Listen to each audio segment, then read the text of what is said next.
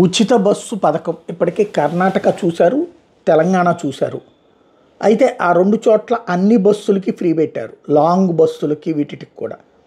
But ఆంధ్రప్రదేశ్లో ముందే చెప్పింది పల్లె వెలుగు బస్సులకి ఉచితం ఇస్తామన్నటువంటి. అది వాస్తవంగా ఇప్పటికే అమలు చేసేయచ్చు. పల్లె వెలుగు బస్సులు ఎన్నైతే ఉన్నాయో అన్ని. కానీ ఇప్పటికే ఆర్టీసీకి సంబంధించి ఇప్పుడు బాగుపడి ఉంది. ఆర్థికంగా వెల్ సెటిల్డ్ అయ్యి ఉన్నది. అయితే ఉచిత బస్సు ఇప్పటికే పల్లె ప్రాంతాలకి పెద్ద సమస్య ఏంటంటే ఆర్టీసీ బస్సులు ఎక్కట్లేదు జనం.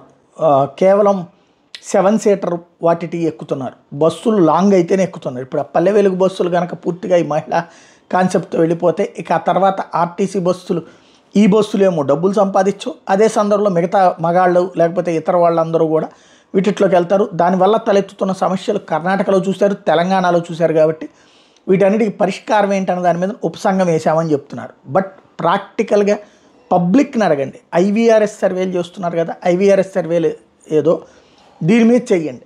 మహిళలు ఏం కోరుకుంటున్నారు? ఉచిత బస్సు కోరుకుంటున్నారు. ఉచిత బస్సులు ఎప్పుడు కావాలా? నువ్వు మిగతా జనాలు ఎక్కడానికి బస్సులు ఏర్పాటు చేసి ఉచిత బస్సు పెడితే బెటర్. కానీ ఉచిత బస్సులు పెట్టి మిగతా జనాలకు ఏ బస్సులు ఏర్పాటు చేయకపోతే పబ్లిక్ విసుగు చెందుతారు. ఆ విసుగుకు పర్యవసానం కర్ణాటక, తెలంగాణలో చూశారు. మరి ఇక్కడ సబ్ కమిటీ ఏం నివేదికిస్తుంది? యాక్చువల్ కొన్ని రోజుల పాటు డ్రాగ్ చేయడానికి పనికొచ్చేటటువంటి అంశం.